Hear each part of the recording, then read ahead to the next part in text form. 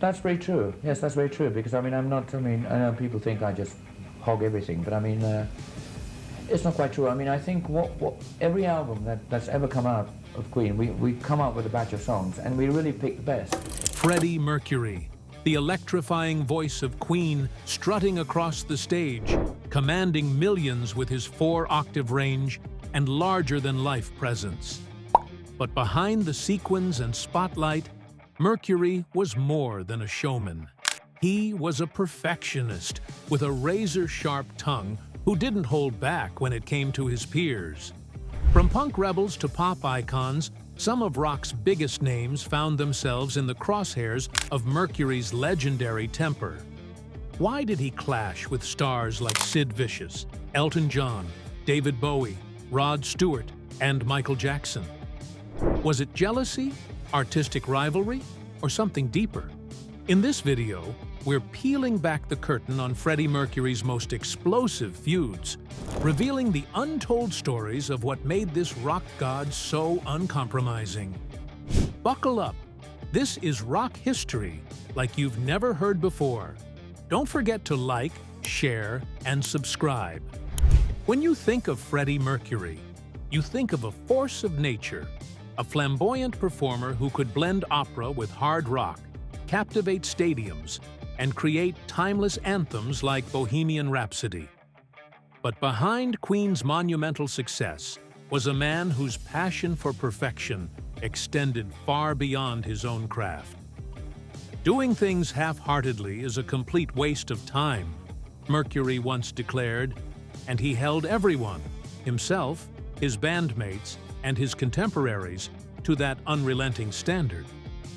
Unlike many rock legends who maintain a polished public image, Mercury was unapologetically candid, never shying away from sharing his unfiltered opinions about other musicians. This raw honesty often led to fiery confrontations and rivalries that have become the stuff of rock legend. From studio showdowns to backstage barbs, Mercury's feuds weren't just personal. They were clashes of artistic vision, battles for creative control, and fundamental disagreements about the essence of rock music. His former personal assistant, Peter Freestone, once said, "Freddie could be absolutely brutal in his assessment of others. If he thought someone wasn't giving their all, he wouldn't hesitate to say it." Today, we're diving into the 5 musicians Freddie Mercury couldn't stand, and why. From punk provocateurs to fellow stadium giants, these stories reveal a side of Mercury that casual fans rarely see. Let's explore what fueled these iconic feuds and whether Mercury's high standards were justified or simply too demanding. Sid Vicious, the punk provocateur. The year was 1977, and the music world was standing at a crossroads that would determine rock's future. Punk was exploding across Britain like a musical revolution, with bands like the Sex Pistols leading a full-scale rebellion against the polished, theatrical rock of the 1970s. This wasn't just about music. It was about class, authenticity, and what rock and roll was supposed to represent. Queen, with their elaborate stage productions, Mercury's operatic flair, and their unabashedly grandiose approach to rock music, stood in direct, almost comical contrast to this raw, anarchic movement sweeping through London's underground clubs. They were everything punk was rebelling against: successful, polished, theatrical, and proud of their technical skill. The inevitable clash between these two worlds came to a dramatic head at Wessex Studios in London, where Queen was meticulously recording their album News of the World, while the Sex Pistols worked on their anarchic masterpiece Never Mind the Bollocks in a nearby studio. The proximity was electric with tension. It was like putting fire and gasoline in the same room. Enter Sid Vicious, the Sex Pistols' volatile bassist, whose sneering attitude and deliberate amateurism epitomized punk's aggressive disdain for musical excess and technical showmanship. Vicious was more than just a musician. He was a symbol of punk's rejection of everything the established rock world represented.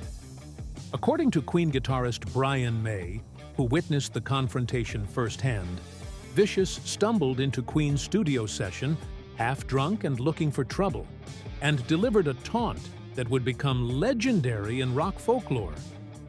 Still bringing ballet to the masses, Fred? The question wasn't just casual mockery. It was a direct, calculated attack on Queen's entire artistic philosophy. Vicious was implying that their music was pretentious, out of touch with real people, and fundamentally dishonest in its grandiosity. To punk purists, Queen represented everything wrong with rock music. It was bloated, self-indulgent, and more concerned with technical prowess than raw emotion. Mercury, never one to back down from a fight, and certainly not willing to let anyone insult his life's work, fired back with the kind of biting wit that could cut glass. "Oh yes, Mr. Ferocious, we're trying our best, dear." The exchange might have lasted only seconds, but it crystallized a deeper philosophical divide that was tearing rock music apart. This wasn't just about personalities. It was about the soul of rock and role itself. Punk championed simplicity, raw energy, and a complete rejection of technical skill as somehow corrupting to music's pure spirit. They believed that anyone should be able to pick up an instrument and express themselves, that musical training was actually a barrier to authentic expression. Mercury, on the other hand, believed passionately in pushing rock's boundaries through sophistication, showmanship, and relentless technical improvement.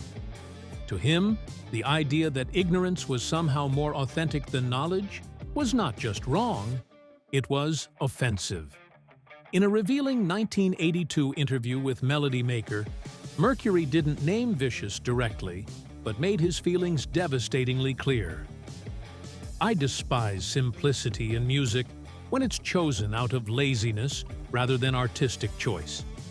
Some people think it's clever to only know 3 chords, as if ignorance is a virtue. I think it's far cleverer to learn all of them and then choose which ones serve your song best." For Mercury, punk's celebrated ethos was nothing less than an affront to the years, decades, he'd spent honing his craft, pushing his voice to its limits, and learning every aspect of musical composition and performance. The idea that this dedication somehow made him less real than someone who proudly knew only 3 chords was infuriating. He once remarked to a close friend, with typical Mercury bluntness, "Sometimes when I watch certain bands, I think, for God's sake, anyone can go out there and call themselves a rock star, but can anyone actually deliver? Can they move an audience? Can they create something that will last? That's what separates the men from the boys, the real artists from the posers." The bitter irony wasn't lost on music historians. Both Mercury and the Sex Pistols were rebels in their own right, challenging rock's established conventions and pushing boundaries. But while punk sought to strip music down to its most primitive elements, Mercury wanted to elevate it to operatic heights. Where punk saw complexity as corruption, Mercury saw simplicity as surrender. His disdain for Vicious wasn't just personal. It was philosophical and, in his mind, necessary. He saw punk's celebration of amateurism as a dangerous threat to the artistry he valued above all else, a movement that was actively encouraging mediocrity and calling it authenticity. But did Mercury's impossibly high standards make him an elitist snob, disconnected from rock's rebellious roots? Or was he right to call out punk's deliberate rejection of musicianship as a form of artistic cowardice? The Wessex Studios showdown remains one of the defining moments in rock's eternal culture wars, and the question still divides fans today. Elton John, the rival showman. On the surface, examining their public personas and career trajectories, Freddie Mercury and Elton John seemed like they were destined to be kindred spirits. two flamboyant piano-playing frontmen who had ruled the 1970s music scene with their theatrical performances, outrageous costumes, and seemingly endless string of chart-topping hits. Their public interactions were filled with playful camaraderie, complete with affectionate jabs and shared stages that suggested a deep, unshakable friendship. Mercury once joked to the press with typical flair, "Darling, we're like sisters," but then added with a meaningful pause, "And you know how sisters can be." That seemingly innocent quip hinted at a rivalry that was simmering beneath the surface of their public friendship, occasionally erupting into icy silences and sharp, cutting critiques that revealed the competitive tension between two titans of rock. By the early 1980s, as Queen began experimenting with disco influences on their controversial album Hot Space, Mercury grew increasingly critical of what he saw as Elton's calculated shift towards safe, commercial territory. The man who had once delivered raw, powerful anthems was, in Mercury's view, playing it safe for radio play and mass appeal. According to Queen producer Reinhold Mack, who was present during many private conversations, Mercury could be absolutely scathing about Elton's string of radio-friendly hits like Little Genie and Blue Eyes. Mack recalled, "Freddie would listen to Elton's latest releases and just roll his eyes in exasperation. He'd say things like, 'Another tame piano ballad designed for the masses. Where's the man who gave us Saturday Night's All Right for Fighting? He's become nothing more than a jukebox for middle-aged housewives who want to feel safe and comfortable.'" The comment was designed to cut deep, targeting what Mercury knew was Elton's greatest fear as an artist, losing his edge and becoming predictable, becoming the kind of performer who played it safe, rather than taking the risks that had made him a star in the first place. Their simmering rivalry reached a boiling point after Live Aid in 1985, where both artists delivered what are now considered iconic, career-defining performances, but were immediately pitted against each other by a media hungry for conflict and comparison. The pressure was immense, and both men felt it. When asked by a journalist about Elton's Live Aid set, Mercury delivered what seemed like a compliment, but was actually a carefully crafted insult. Elton played the hits, as always. Very professional. Safe choice, of course. I prefer to take risks, to give the audience something they might not expect.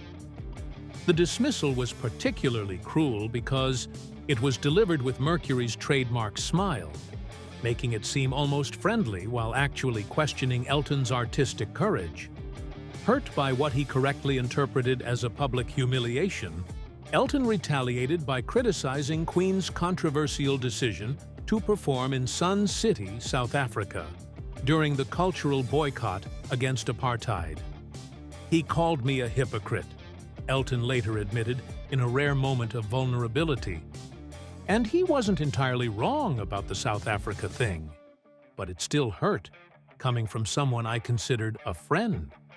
Mercury, absolutely furious at what he saw as sanctimonious, self-righteous posturing from someone he believed had compromised his own artistic integrity, doubled down on his criticism. He began accusing Elton of pandering to commercial trends and abandoning the fearless creativity that had made him great. At its core, their increasingly bitter feud was less about genuine personal animosity and more about two competing visions of what it meant to be a successful artist in an increasingly commercial music industry.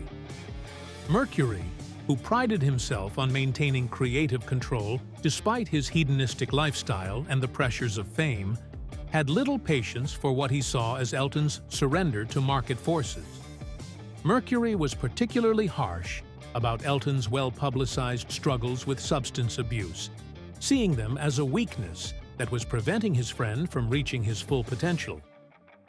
"He's wasting his talent," Mercury confided to close friends, "drowning it in cocaine and self-pity. when he could be creating something truly extraordinary. But was Mercury being too harsh, expecting impossibly high standards from a fellow human being dealing with his own demons? Or was he justified in expecting more from a fellow icon, someone who had the talent and platform to create truly transformative art? Their complex relationship reveals the razor-thin line between healthy rivalry and destructive competition in the high-stakes, ego-driven world of rock stardom. David Bowie, The Clash of Titans. The 1981 collaboration that produced Under Pressure is one of rock's greatest duets, but it was born from a clash of two larger-than-life personalities. Freddie Mercury and David Bowie, both visionaries, locked horns in the studio, with tensions so high that Queen bassist John Deacon later said, "There were moments when Freddie was ready to throw David out altogether." Music journalist David Ambrose described the sessions as two alpha wolves circling each other, neither willing to concede an inch. The friction stemmed from their opposing creative processes. Mercury was meticulous, arriving with fully formed ideas, while Bowie thrived on spontaneity, often scrapping hours of work to chase new directions. "I've never met anyone so bloody difficult," Mercury reportedly fumed. "David thinks changing his mind every 5 minutes is artistic. I call it wasting everyone's time." Beyond the studio, Mercury grew irritated with Bowie's shift from glam rock's theatricality to his austere Berlin period, which Mercury viewed as pretentious. At a dinner following a session, Mercury snapped when Bowie dominated the conversation with talk of mysticism and vegetarianism, telling his assistant, Peter Freestone, "If I hear one more word about Tibet, I'll strangle him with his own scarf." Mercury's frustration wasn't just about workflow. It was about Bowie's reinvention. "He's turned his back on everything that made him interesting," Mercury told Rolling Stone in an unpublished quote. "Now he acts like wearing makeup and putting on a show is beneath him." Yet, despite their clashes, Under Pressure emerged as a masterpiece, proof of their ability to channel tension into brilliance. Was Mercury's irritation a sign of his uncompromising standards, or did he misjudge Bowie's evolution? Their story is a testament to the creative sparks that fly when giants collide. Rod Stewart, The Peacock's Duel. In 1982, Freddie Mercury and Rod Stewart hatched plans for a joint album in Munich, a project that promised to blend their distinctive voices and showman flair. Dubbed the Torch album, it was a tantalizing what-if that collapsed within weeks. Mercury, frustrated by Stewart's casual approach, complained to friend Mary Austin, "Rod couldn't commit to anything. We'd set studio time and he'd cancel because he was playing bloody football or chasing some model. I don't have time for amateurs, darling." Mercury's irritation wasn't just about scheduling. He found Stewart's raspy voice, once raw and authentic with the Faces, increasingly cartoonish. Rod's rasp worked wonderfully when he was telling stories about street life, Mercury told Queen's manager Jim Beach. But he's still growling away while singing about yachts and blondes. It's become a parody. Mercury, who constantly evolved Queen's sound, saw Stewart's 80s output as a retreat into commercial safety. Their competitive natures didn't help. Both were larger-than-life showmen, and during one heated argument over the album's direction, Mercury reportedly declared, "There's only room for one peacock on this record, and we both know who has the better plumage." The project fizzled, leaving fans to wonder what might have been. Was Mercury too demanding, or was Stewart's lack of discipline a deal-breaker? Their failed collaboration highlights the challenges of uniting two rock icons with egos as big as their talents. Michael Jackson, The King versus the Queen. Perhaps no failed collaboration in rock history carries more what-if speculation than the aborted partnership between Freddie Mercury and Michael Jackson. On paper, they seemed destined to create something truly revolutionary together. Two of the most transformative performers of their generation, both known for redefining stage presence and pushing musical boundaries in ways that influenced countless artists. In 1983, riding high on the success of Thriller, Jackson reached out to Mercury with an invitation to collaborate on what could have been the musical event of the decade. They began working on 3 potentially groundbreaking songs: There Must Be More to Life Than This, State of Shock, and Victory, at Jackson's private Encino home studio, a state-of-the-art facility that should have been the perfect creative environment. But what should have been a historic partnership between two musical legends quickly devolved into a nightmare of clashing personalities, incompatible working styles, and fundamental disagreements about music, image, and artistic integrity. Mercury's frustration reached a breaking point during what would become their final recording session. "I simply cannot work with him anymore," he told Queen manager Jim Beach in a phone call that has become legendary among Queen insiders. "The man's completely lost touch with reality. He sits there with that bloody chimpanzee, making me wait for hours while he has conversations with mannequins and changes his mind about every single musical decision 40 times. Mercury, despite being known for his own elaborate eccentricities and perfectionist tendencies, found Jackson's behavior, particularly his pet chimpanzee Bubbles and his obsessive, almost pathological perfectionism, absolutely exhausting and creatively stifling. Queen drummer Roger Taylor, who heard detailed accounts of the sessions from Mercury, recalled, "Freddie came back from those sessions completely drained and frustrated.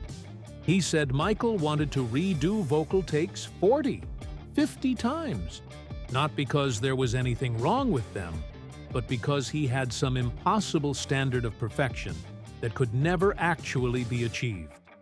Even Freddie, who was notorious for his own perfectionism, thought this was excessive and counterproductive." But beyond Jackson's unusual personal quirks and obsessive working methods, Mercury developed a deeper philosophical problem with what he saw as Jackson's calculated, manufactured approach to stardom and artistic expression. "Michael's not making music anymore. He's manufacturing a product designed by committee," Mercury told trusted journalist David Wigg in a brutally honest assessment.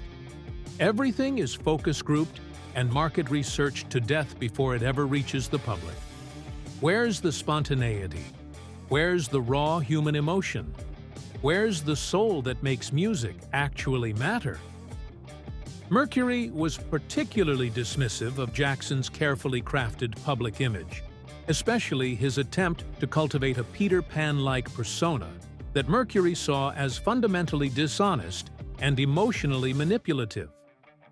"It's all so contrived and calculated," Mercury told his inner circle with obvious disgust. "At least I've never pretended to be something I'm not. I may wear outrageous costumes and put on theatrical shows, but that's still fundamentally me, just amplified." Michael's created a complete fantasy character.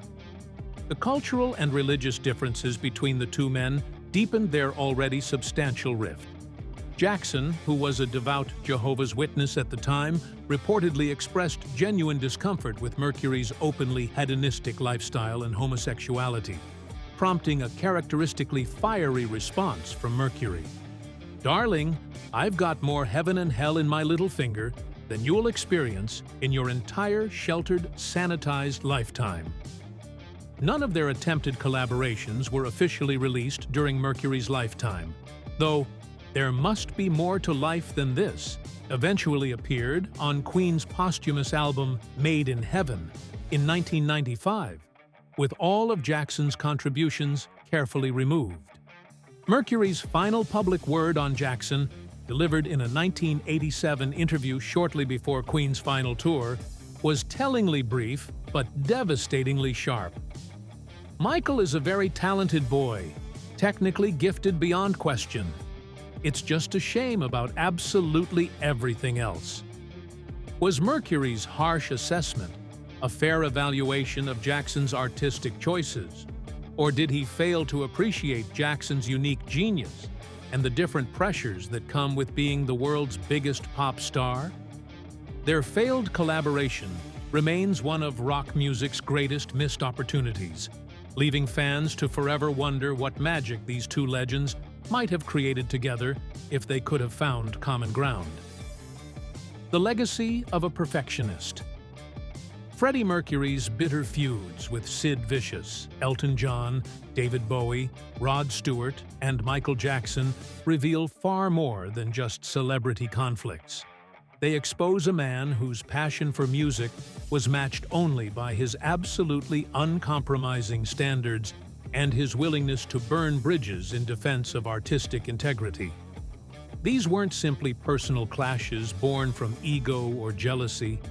They were fundamental battles over what rock music could and should represent in an increasingly commercial and sanitized world. Mercury's razor-sharp tongue and brutal honesty stemmed from his unshakable belief that art demanded everything from those who claimed to serve it: complete discipline, constant innovation, and above all, soul. To Mercury, half-hearted efforts weren't just disappointing. They were insults to the craft he dedicated his entire life to mastering, betrayals of the trust that audiences placed in their musical heroes. But the question that haunts his legacy remains: was Mercury ultimately justified in his harsh assessments, or was he simply too demanding, too unforgiving of human weakness and the pressures of fame? His criticisms consistently hit at his peers' deepest insecurities and fears: Vicious's lack of technical skill, Elton's drift toward commercial safety, Bowie's intellectual pretensions, Stewart's lack of professional discipline, Jackson's manufactured public image.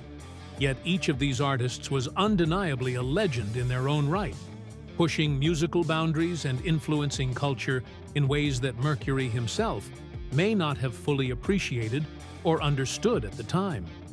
Perhaps Mercury's feuds ultimately reflect the inevitable tensions that arise when genuine titans collide, each fiercely guarding their unique vision and refusing to compromise their artistic principles, no matter the cost to personal relationships.